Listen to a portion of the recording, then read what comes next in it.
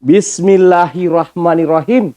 Assalamualaikum warahmatullahi wabarakatuh. Waalaikumsalam warahmatullahi wabarakatuh. Dan salam sejahtera buat seluruh sahabat dan sobat Ipiso dimanapun Anda berada. Jumpa lagi dengan saya, Suadi Idris Amir. Tentunya di acara kesayangan kita, Ipiso Rumah Edukasi. Sahabat dan sobat Ipiso, pada kesempatan kali ini, lagi-lagi kami bersama dokter andalan kita, dokter muda kita, Dr. Ridwan Pawalang MHI, pengamat politik Islam kita, akan bersama-sama dengan saya dalam kurun waktu 30 menit ke depan untuk membahas tema yang sangat menarik pada kesempatan kali ini, yaitu terkait peta politik di Kabupaten Wajo menuju 2024. Saya menyapa dulu Dinda Dokter. Assalamualaikum Dinda Dokter. Salam Kak Kadir. Selamat Hari Raya Idul Kurban. Betul. Sama-sama. Alhamdulillah Dinda Dokter ya. Siap. Cukup lama kita baru ngumpul lagi. Siap. Tampil lagi ya gitu. Siap. Dinda Dokter. Siap. Ini waktu sudah semakin maju, artinya tahapan demi tahapan menuju Pileg 2024 itu sudah semakin terasa ya kan. Betul. Nah tentu sudah waktunya kita membedah seperti apa peta kekuatan partai-partai politik di setiap kabupaten di Sulawesi Selatan. Betul. Nah kali ini kita fokus dulu membedah Kabupaten Wajo. Siap. Arti itu. Nah tentu karena Pileg yang duluan di Februari, betul. Nah maka harus Pileg dulu yang dibahas karena pilkada setelah itu rujukannya hasil pemilu di betul. Februari kan begitu. Nah sampai hari ini kalau kita melihat di sana Dinda Dokter, seperti apa kita melihat para elit-elit politik di sana, seperti misalnya Pak Bupati yang kita tahu adalah ketua PAN di sana. Betul. Kita tahu Gerindra ada gerbong besar Andi Iwan Aras ya di belakang Gerindra sebagai ketua DPD 1. Kemudian ada RMS yang kita tahu saat ini dalam persiapan yang sangat matang menghadapi pemilu, pilpres maupun pilkada. Dan tentu kita tidak bisa mengucilkan partai-partai yang lain seperti Golkar, PDIP, Demokrat, P3 dan lain-lain. Kalau kita melihat seperti apa kemampuan Bupati dengan PAN-nya, kemudian Gerindra dengan sosok tokoh sentral yang Putra Wajo Iwan Aras, dan Nasdem dengan finansial dan kekuatan politik RMS dalam mengarungi peta persaingan di pemilu Wajo 2024. Apakah di antara tiga partai ini dengan tokoh-tokoh yang ada di belakang mereka mampu bersaing di tiga besar, ataukah mungkin saja Golkar, Demokrat, PDIP dan lain-lain bisa lebih siap dengan segala analisis dan penguatan politik? Silakan Dinda Dokter. Baik. Assalamualaikum warahmatullahi wabarakatuh. Waalaikumsalam warahmatullahi wabarakatuh. Sahabat dan sobat Ipiso dimanapun berada, selamat Hari Raya Idul Adha, Idul Kurban. Tentu saja bahwa dimensi spiritual dan dimensi sosial tentang perayaan Idul Adha itu sangat sangat terasa bagi kita umat Islam.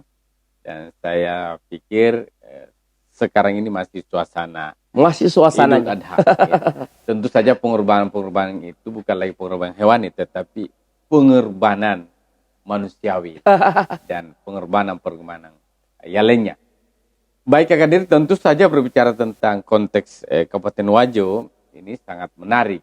Mengapa? Karena di tempat ini itu ada sosok-sosok figur sentral dalam perpolitikan baik lokal Kabupaten Wajo, begitu pula dalam konteks Sulawesi Selatan. Di satu sisi juga saya kira tentu saja kita patut menghitung bahwa di Kabupaten Wajo ini tentu ada partai-partai yang mendudukan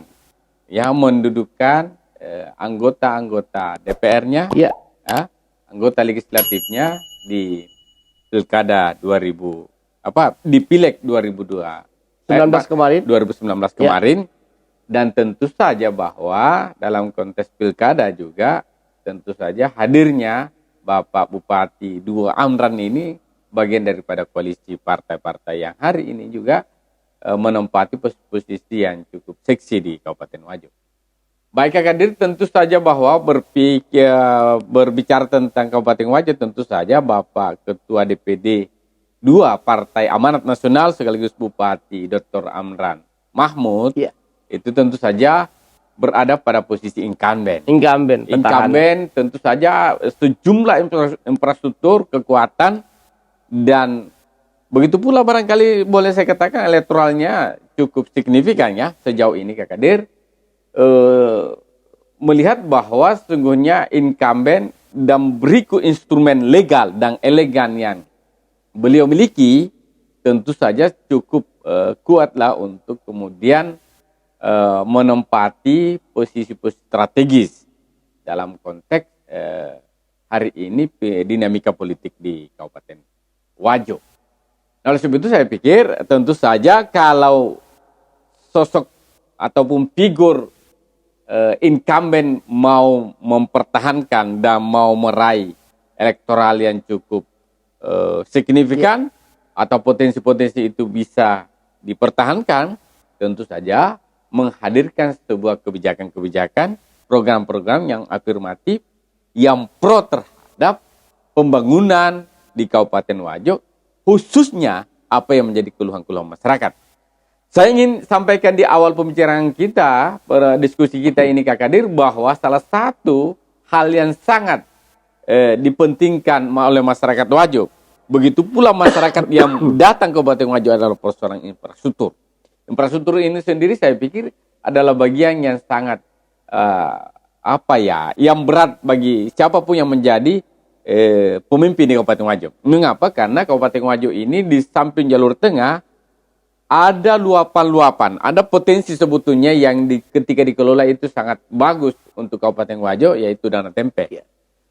Begitu pula Sungai Walena yang membelah daerah kota Sengkang juga adalah bagian potensi kalau itu dikelola dengan baik. Sebaliknya akan menjadi musibah tersendiri bagi Kabupaten Wajo, begitu pula masyarakat dan pemerintahnya ketika tidak mampu dipahami bagaimana mengelola, memanage persoalan potensi-potensi yang ada itu. Nah, saya pikir itu adalah catatan di awal diskusi kita untuk buat untuk petahana, Pak Petahana, Bapak Dr. Amran Mahmud dan Haji Amran itu sendiri sebagai wakilnya. Apakah ke depan ini akan menjadi koalisi atau berlawanan, berhadapan dan seterusnya? Ya kita akan mengikuti perkembangan dinamika selanjutnya di Kabupaten Wajo.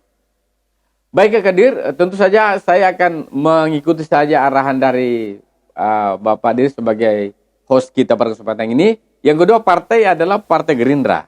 Partai Gerindra ini secara di provinsi ini dipimpin oleh Bapak Andi Iwan Darmawan Aras. Ya.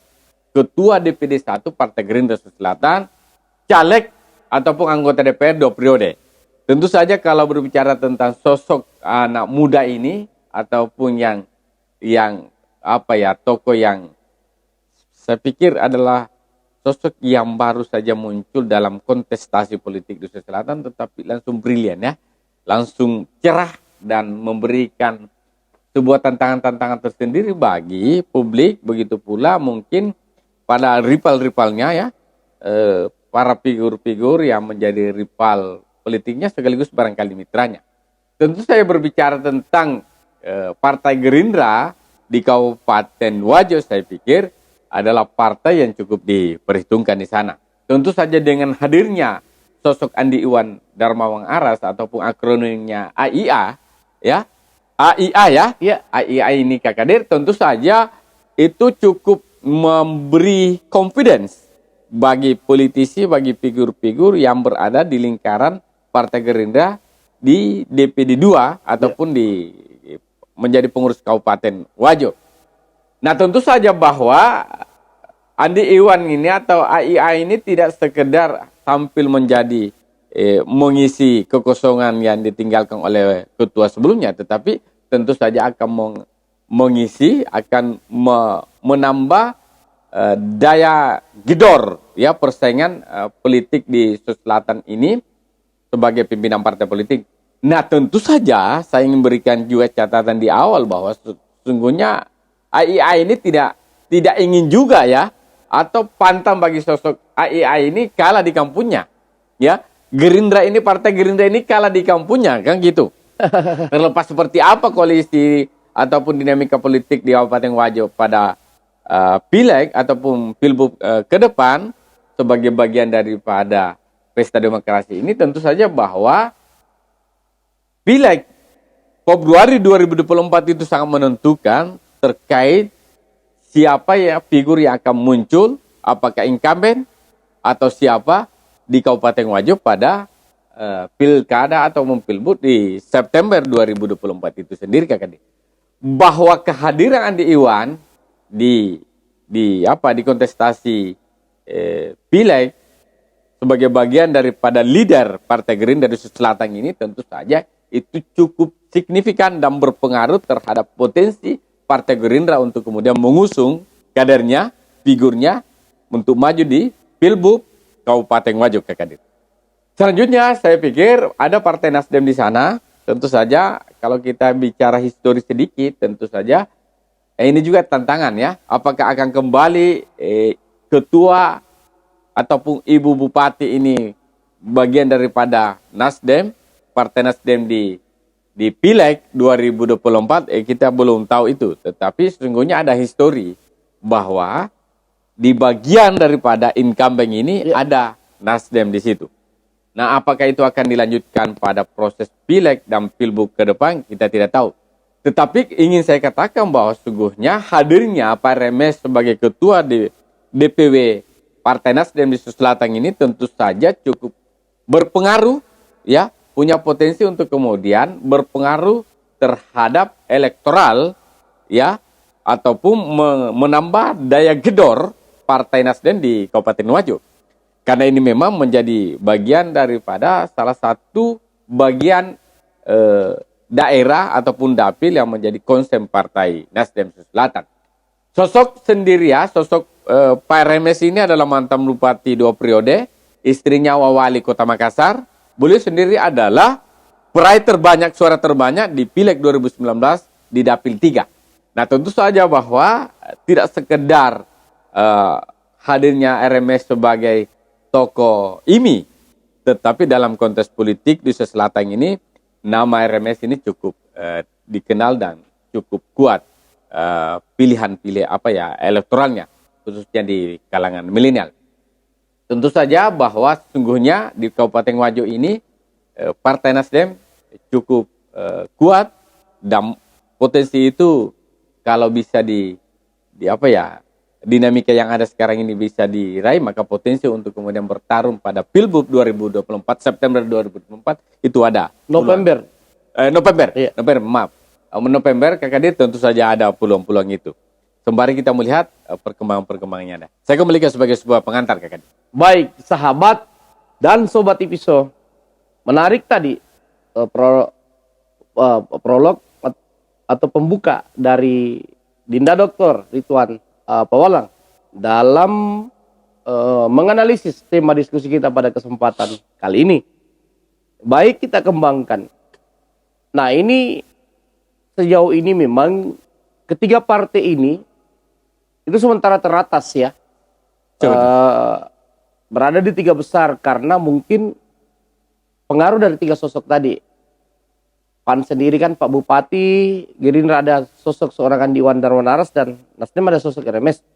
Namun tentu partai seperti PDIP yang notabene adalah partai pemerintah, dan kalau tidak salah wakil bupati saat ini adalah kader PDIP di sana. Kemudian Golkar sendiri dipimpin oleh mantan calon bupati kemarin Basto Rahmanuddin, kayak seperti itu. Cuma sayangnya pada kontestasi pileg kemarin dia gagal lolos di pileg, sehingga itu sedikit menjadi keraguan publik terhadap sosok seorang Rahmanuddin ini. Namun tentu dinamika politik ini di Wajo ini ya sangat dinamis seperti itu. Nah, kalau kita kembangkan sedikit terkait partai sebelum kita ke figur, analisis kita Gerindra, PAN, Nasdem ini bisakah bertahan di 3 besar ini, atau adakah potensi Golkar, P3, PDIP, Demokrat, tentunya dengan segala kekuatan-kekuatan penunjangnya untuk bisa mengejar atau bersaing dengan 3 partai ini? Bagaimana analisis Linda, Dokter? Baik Kak Kadir, tentu saya berbicara tentang partai politik juga selain karena faktor historis, faktor figur, ya, ketua-ketuanya, figuritas ketokohan ketua-ketuanya itu juga berpengaruh terhadap bagaimana mempertahankan elektoral ataupun meraih simpati, ya, partai itu sendiri.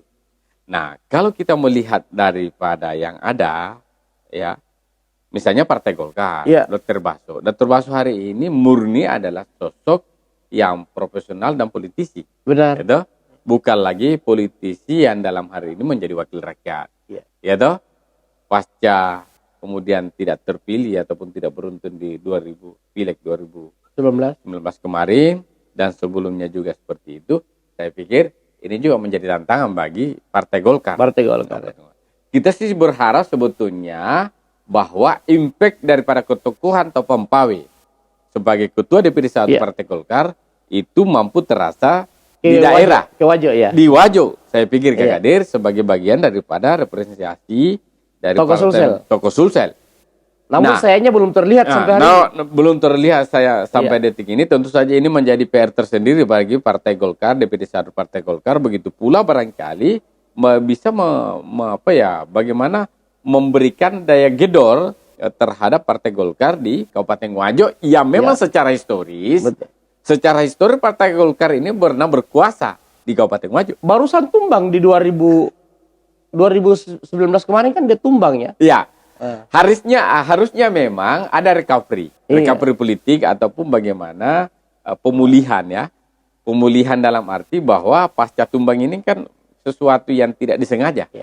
Artinya apa? Bahwa ada sesuatu, ada planning yang tidak dipersiapkan oleh Partai Golkar Kabupaten Wajo, bahwa pasca Andi Burhanuddin Unro ini kemudian Partai Golkar ini akan seperti ini, ya, kondisinya di realitas politiknya di Kabupaten Wajo.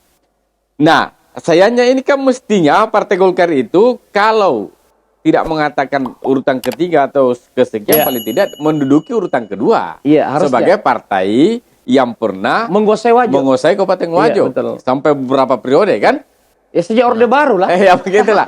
Nah, saya pikir ini juga menjadi catatan tersendiri bagi Ketua DP2 Partai Golkar Kabupaten Wajo, Pak Dr. Andi Baso Rahmuddin, bahwa ada evaluasi yang perlu segera untuk dilakukan. Tidak boleh Pak Ketua Golkar ini dengan gerakan-gerakan yang biasa-biasa saja. Harus ada dulu berasa kalau perlu yang abnormal. Jangan hanya kedai-kedai makan yang abnormal. Kita juga berharap Golkar ini juga melakukan hal-hal. PDIP, Dokter, dipimpin Amran SE, Wakil Bupati. Nah, ini seperti menarik. apa kita melihat PDIP di Wajo di bawah naungan Wakil Bupati saat ini? Harusnya kalau saya berpikir dengan posisi Wakil Bupati, tentu saja kita berharap PDIP ini itu preferensi secara publik itu menyamai atau paling tidak mendekati dengan partai bupatinya. Kan begitu Kak Kadir? Karena sebetulnya preferensi Partai Golkar dan partai, poter Partai Golkar, PDP dan Partai Golkar kurang lebih sama sebagai partai nasionalis saja di Republik ini kan. Artinya apa? Bahwa poter-poternya itu kurang lebih sama. Nah, sekarang di tengah posisi Partai Golkar kesekian, ya, dari partai-partai yang kita sebutkan tadi, tentu saja dengan kekuatan wakil bupati yang ada hari ini, tentu saja mampu melakukan komunikasi dengan baik dengan bupatinya, ya, dengan pimpinannya di sana, Partai Amanat Nasional agar ini bisa saling membangun Kabupaten Wajo melalui Pak Bupati dan Wakil Bupati dan mungkin sinergi kolaborasi. Ya, ada sinergitas membangun Kabupaten Wajo dengan dua posisi yang berdampingan ini. Tentu saja bahwa kalau ini bisa dilakukan oleh Bapak Wakil Bupati Pak Amran SE, tentu saja ini akan menjadi kekuatan baru juga di Kabupaten Wajo, di luar partai yang pernah berkuasa di sana, dan juga mungkin partai yang kita sebutkan tadi. Selain Gerindra, juga Nasdem, begitu pula saya pikir partai amanat atau PAN itu sendiri, saya pikir bagian daripada partner sparringnya untuk kemudian bagaimana membawa Kabupaten Wajo ini dalam kontestasi pileg maupun pilbub itu bisa dinamis, ya, artinya menambah kekuatan partai politik itu sendiri dalam kontes menuju pileg dan sebagai bagian menjadi persyaratan menuju pilkada Kak Kadir. Saya kira gitu. Menarik. Supriyadi didaulat menjadi ketua P3 di sana, aktivis tokoh NU ya, tokoh muda NU ya. Ya. Mampukah P3, kalau tidak salah kan di Wajo ini kan basis Nahdliyin ya. Ya, betul. Dengan Asadianya kan. Betul. Gitu. Supriyadi dengan P3-nya, mampukah dia bersaing menurut kacamata Dinda Dokter? Saya melihat begini, P3 ini kalau saya selain potensi Asadia, ya, sebagai bagian basis yang diklaim sebagai bagian daripada NU, saya pikir itu sah-sah saja. Tetapi tidak bisa berharap satu-satunya kan ada PKB saja. Juga. Ada PKB. Iya. Selain itu saya pikir ada Nasdem. Potensi Nasdem, potensi PDIP, potensi Golkar. Begitu pula potensi hari ini, potensi Pak Bupati, PAN juga bisa diterima di sana, Kak Kadir. Iya, betul. Nah, oleh sebab itu saya pikir P3 ini selain menggarap basis-basis pesantren di luar Asadia, saya pikir juga figuritas itu juga berpengaruh terhadap dinamika dan bagaimana merebut kekuatan simpati poter rakyat masyarakat Wajo menuju pileg dan pilbub 2024. Tentu saja bahwa artinya begini Kak Kadir, bahwa selain ketokohan ketua-ketua partai, tentu saja ada faktor-faktor lain yang bisa berdampak terhadap elektoral ataupun kesukaan masyarakat terhadap itu. Paling tidak memanfaatkan potensi anggota DPR-nya di DPR itu saya pikir jauh lebih terasa ketimbang misalnya potensi-potensi lainnya. Selain barangkali adalah faktor figuritas untuk kemudian menjaga, mengkonsolidasikan partai politik itu. Baik, sahabat dan sobat episode. Peta pileg telah dijelaskan secara detail oleh Dinda Dr. Ridwan Pawala, pengamat politik Islam kita. Kita ke pilkada. Kalau kita melihat, tadi Dinda Dokter sudah membedah sedikit ya tentang kesulitan dan rumitnya menjadi bupati di Wajo dengan problem infrastruktur yang menjadi problem utama ya di sana. Tetapi kan itu semua bukan hanya di Wajo. Hampir semua kabupaten merasakan karena ada efek pandemi kemarin ya. Itu. Sehingga pengalihan anggaran itu dari infrastruktur ke sektor kesehatan ya cukup signifikan. Sehingga hampir semua kabupaten mengalami itu. Kalau kita melihat, kalau misalnya dia berpisah dengan wakilnya, Dr. Amran Mahmud ini kalau berpisah dengan Amran SE, apakah membuka ruang-ruang persaingan yang cukup terbuka, ataukah potensi Amran untuk kembali memenangkan pertarungan masih lebih dominan dibanding Amran SE maupun Baso Rahmanuddin? Atau kajian Dinda Dokter, bisakah muncul figur-figur baru yang mungkin bisa saja dimunculkan oleh RMS atau dimunculkan oleh Iwan Aras, ya kan gitu, melalui kader-kader Gerindra itu sendiri atau kader-kader Nasdem, ya, atau pengusaha-pengusaha yang kembali ke Wajo seperti itu. Baik Kadir, tentu saja kalau bicara tentang pilbub atau pemilihan bupati ya di Kabupaten Wajo November 2024, ada plusnya seorang incumbent. Doh? Apalagi kalau misalnya incumbent itu mampu menyatu. Ya. Tentu saja kekuatannya paling tidak bertambah. Selanjutnya tentu saja ada tantangan tersendiri ataupun ada catatan pinggir ketika incumbent itu berpisah. Doh? Nah, tentu saja bahwa selain incumbent bupati ini maju sendiri, tentu saja kader yang dilirik adalah incumbent wakil. Ya, ada potensi untuk muncul, apakah akan didorong oleh partainya atau misalnya partai lain. Nah, tentu saja bahwa memang kedua tokoh ini, baik bupati maupun wakil bupati, ketika mampu untuk kemudian menyatukan, masih mampu berkoalisi bersatu pada sesi kedua ataupun pilkada berikutnya, tentu saja itu menjadi kekuatan. Tetapi kalau tidak, tentu saja potensi partai lain untuk mengusung wakil, begitu pula mengusung masuk, mendorong kadernya untuk berpasangan dengan incumbent bupati, tentu saja orang partai-partai itu akan berebut ke kader. Saya pikir ini menjadi lumrah ya, menjadi lumrah baik itu di tingkat nasional, provinsi maupun di kabupaten kota. Tentu saja itu menarik. Magnet petahana kuat ya. Ya, magnet petahana kuat. Tentu saja catatan saya sampaikan tadi bahwa ini menjadi mafhum secara publik bahwa Kabupaten Wajo ini salah satu kritik masyarakat dan harapan masyarakat, sekaligus harapan masyarakat adalah infrastruktur Kakak Dirya. Selain infrastruktur jalanan juga infrastruktur irigasi. Bagaimana memperbaiki irigasi di sana? Di samping saya pikir ada sumber daya alam yang potensial dan sudah kita nikmati tentang gas sengkang ini. Ini juga adalah bagian potensi yang perlu dipikirkan oleh incumbent bagaimana itu signifikasi terhadap pembangunan di Kabupaten Wajo. Nah, kalau misalnya sisi-sisi lain ada Nasdem, ada Gerindra, tentu saja ada PKB, ya. Ada PKB, ada Golkar, tentu saja partai-partai. Ada P3. Ya, ada P3. Tentu saja partai-partai yang ada ini itu ketika bagus perolehan suaranya di Pileg Februari 2024, tentu saja ada potensi itu akan membangun koalisi tersendiri, ya, membangun koalisi tersendiri untuk kemudian melawan incumbent, dua incumbent ketika dia berpisah kan begitu. Ini kan jadi soal kalau ini pecah, maka dua incumbent akan dilawang oleh figur lain yang melakukan koalisi, membangun koalisi dengan figur lain. Paling tidak ya, kalau misalnya jadi ya, ada potensi untuk berpisah, saya pikir paling tidak ada tiga pasangan di sana. Bisa 3-4. Ya, bisa 3-4.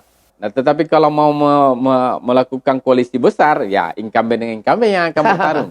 Ya, saya pikir potensi-potensi itu ada Kakak Dir. Di samping memang saya ingin tekankan kembali bahwa figuritas ketokohan ketua partai baik dalam konteks selatan maupun di lokal ini cukup berpengaruh terhadap pilbub di Kabupaten Wajo itu sendiri, Kakak. Artinya secara garis besarnya walaupun dinamika pemerintahan Dr. Amran Mahmud ini cukup kencang karena banyaknya persoalan-persoalan, tapi tidak memperkecil peluangnya ya. Tidak memperkecil peluangnya untuk kembali bertarung dan mungkin saja kembali terpilih ya, menurut analisis kita. Jadi begini Kakak Dir, saya melihat begini, sosok Dr. Amran ini sebagai bupati hari ini adalah mantan wakil bupati. Mantan wakil. Artinya apa? Pengalaman beliau di birokrasi itu cukup panjang ya. Cukup panjang. Kalau untuk tidak mengatakan cukup matang, saya pikir ada kematangan dari situ. PAN saja bertengger dan mampu bersyarat mendorong kadernya untuk maju di Pilbub kemarin, saya pikir itu adalah sebuah histori, legasi, dan menjadi sebuah electoral count ya, sebagai sebuah kekuatan yang tepat itu dipertahankan dalam konteks Pilbub di Kabupaten Wajo ini. Nah, peluang itu saya pikir tetap ada Kakak Dir dengan catatan-catatan mempertahankannya lama dan mampu menambah kekuatan daya gedor apakah akan berpisah atau tidak. Tentu saja personalitas sosok Amran ini sebagai sosok bupati dan politisi di PAN tentu saja orang akan ataupun figur-figur lain banyak akan memperhitungkan, dan potensi untuk maju saya pikir masih ada dengan catatan bahwa kebijakan-kebijakan dibangun hari ini dan juga masih bersyarat lah paling tidak untuk maju pada Pileg Februari 2024 kan. Baik, sahabat dan sobat episode, dua hal terkait pemilu kada 2024 telah kita bahas. Tentu tahapan awal adalah pemilu yang dilaksanakan Februari dengan segala dinamikanya yang ada di Kabupaten Wajo, dan pun setelah itu tentu tahapan berikutnya adalah pilkada. Kesimpulannya adalah ya, seberat apapun dinamika sebuah petahana, tentu ruang-ruang dia untuk kembali maju dan terpilih masih lebih bagus dibanding pendatang, karena sudah bermodalkan kinerja-kinerja ya. Betul. Tinggal itu yang ditakar oleh masyarakat, apakah kinerja itu layak untuk menjadi modal dia untuk kembali terpilih, atau justru malah tidak menjadi cukup modal untuk dia kembali terpilih. Baik, terima kasih Dinda Doktor. Siap. Sudah membahas Pilkada Wajo dengan sangat detail. Insyaallah berikutnya kita akan membedah kabupaten lain. Siap. Ini kita sudah fokus pada kabupaten-kabupaten. Siap kan. Membedah potensi pileg dan potensi pilkada. Betul. Sampai jumpa Dinda Doktor pada diskusi berikutnya. Assalamualaikum warahmatullahi wabarakatuh. Waalaikumsalam warahmatullahi wabarakatuh.